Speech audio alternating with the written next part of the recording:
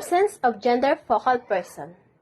An optical focal point is the point on the axis of a lens or mirror to which parallel rays of light converge and from which they appear to diverge after refraction or reflection.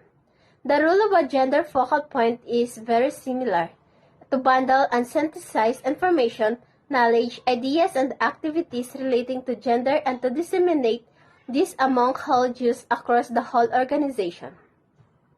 Gender focal point.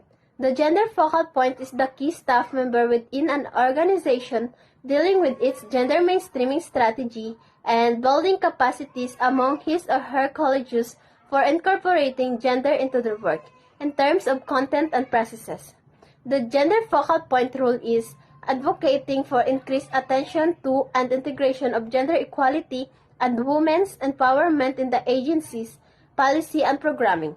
Therefore, the gender focal points should not work alone on gender issues, but with a coordination team or committee that meets on a regular basis and is responsible for the coordination, monitoring, and evaluation of the organization's gender mainstreaming strategy. Generic responsibilities of the gender focal point include to facilitate or coordinate the development and or implementation of gender action plan, to give technical support for the inclusion of gender issues in programs or projects, to ensure earmark funds for gender mainstreaming activities, to develop capacity by identifying the needs of colleges for information and training in gender mainstreaming and obtaining relevant documents and training material or gender trainers, to participate in and contribute to the work of UN, interagency, donor, NGO, and academic networks in gender equality, to participate actively and contribute to activities of relevant working groups on gender, to participate in gender communities of practice and gender networks, share information and prepare inputs into global reports, disseminate information among colleges. Mind you, the person working as the gender focal point doesn't have to be female. There are more and more male gender experts in highly technical sectors such as chemistry and waste. There are arguments for and against engaging a social scientist as the gender focal points. A social scientist usually already has very good understanding of gender aspects. A technical person with training in gender is more able to speak the technical language of his colleagues, understand their work and the culture of the organization, to overcome the notion that gender is more of a woman's issue and to avoid the marginalization of the gender activities. It is also a good strategy to rotate the position. For example, every 2 years and at high levels in the organizational hierarchy. In the past, gender focal points have been often the most junior female staff members, which sends a message that gender equality is not being taken seriously.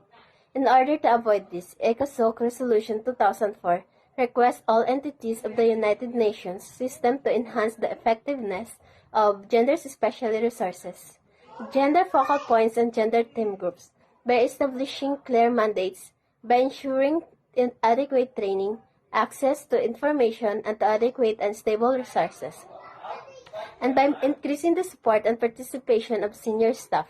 Accordingly, the UN system-wide action plan on gender equality and the empowerment of the women requires entities to designate focal points at the P4 level or equivalent or above, and at least 20% of their time allocated to the focal point functions.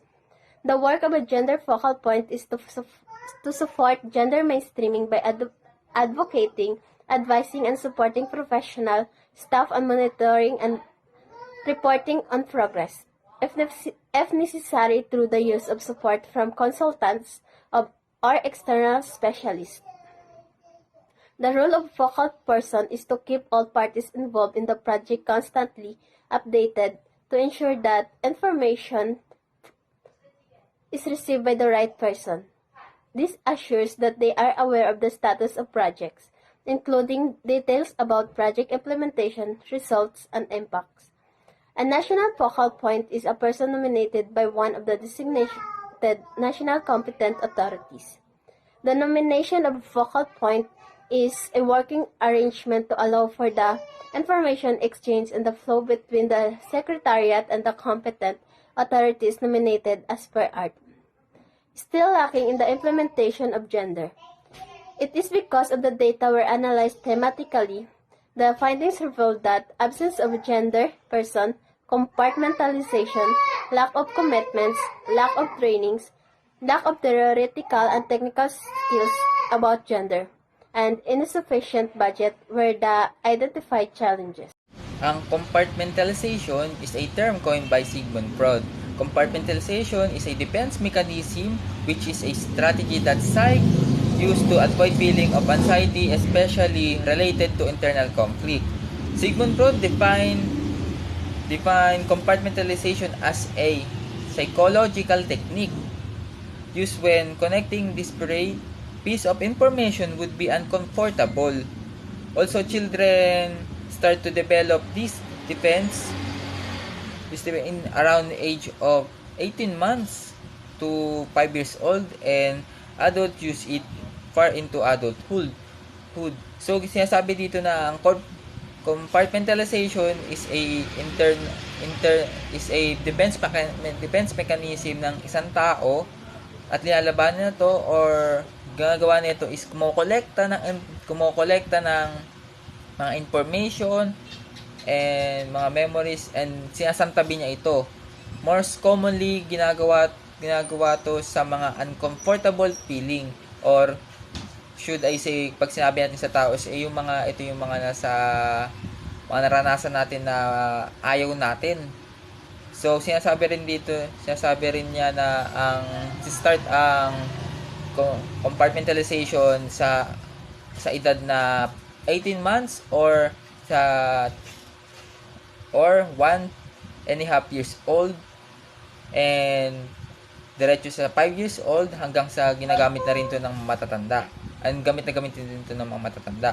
Also, kung i-connecta naman natin siya sa gender mainstreaming, may mga bagay-bagay talaga na di compatible sa isa't isa. Until nowadays, there are certain things na nakabukod or nakadivide pa rin between men and women. Like, damit ng babae at lalaki, jobs ng babae at lalaki, mga events or something na situation ng babae at lalaki, at marami pang iba. Kaya ang compartmentalization is isa sa mga major challenges ng gender mainstreaming dahil sa division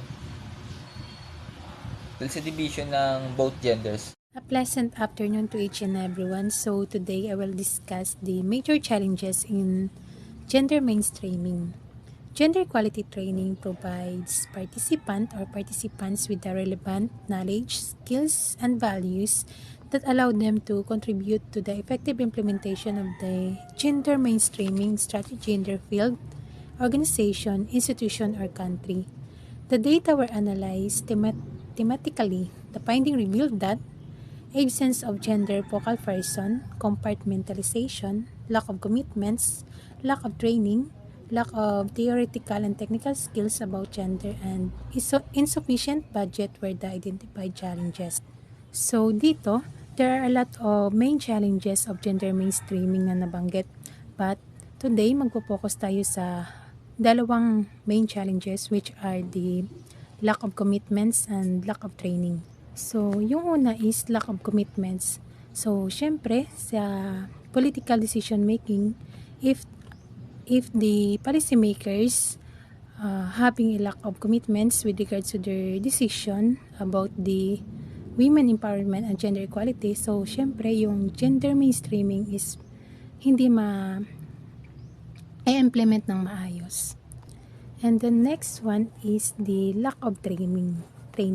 Since the ultimate goal of gender mainstreaming is to achieve women's empowerment and gender equality, the said organization must be knowledgeable enough about the related laws that promotes gender empowerment and gender equality, such as the Magna Carta of Women and other laws that related to it kasi because these laws must serve as the basis for them to properly implement the gender mainstreaming. In conclusion, I therefore conclude that these two main challenges in gender mainstreaming, which are the lack of commitments and training, are the main challenges that should have an immediate action to solve in order to properly implement the gender mainstreaming. In order to empower women to examine their circumstances and take action to rectify their disadvantages, the Women in Development movement advocate for enhancing women's awareness and skills. Additionally, the movement affirmed that increasing women's access to research would aid in an equitable, effective development process. This demonstrates that women are should treated equally. And for the betterment of all of us, it would be great if we respected that. Let's not forget the significance of women or underestimate their capabilities to change our society. We deserve to be treated equally, so please do so. Despite our differences, we remain family, particularly for the sake of our development. One of the major challenges in gender mainstreaming is insufficient budget or gender budgeting. Insufficient budget or gender budgeting is very much an implementation for gender mainstreaming in the budgetary process. In accordance with the generally accepted definition provided by the European Council, this process, budgeting from a gender perspective, incorporating a gender viewpoint at all stages of the budget process, and reallocating funds in order to advance gender equality. To put it in another way, gender budgeting is a plan of action and a procedure with the long-term objective of achieving gender equality. The information presented here is for individuals who are concerned and want to ensure that everyone has access to human rights, not merely in the long run to attain the objective of gender equality. Due to gender budgeting, everything will be organized once more without any issues. These are the three purposes of insufficient budget or gender budgeting. 1. To promote accountability and planning for the greater good. 2.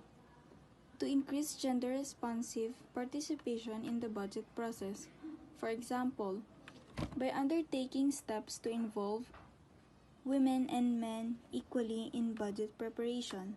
3. To advance gender equality and women's rights.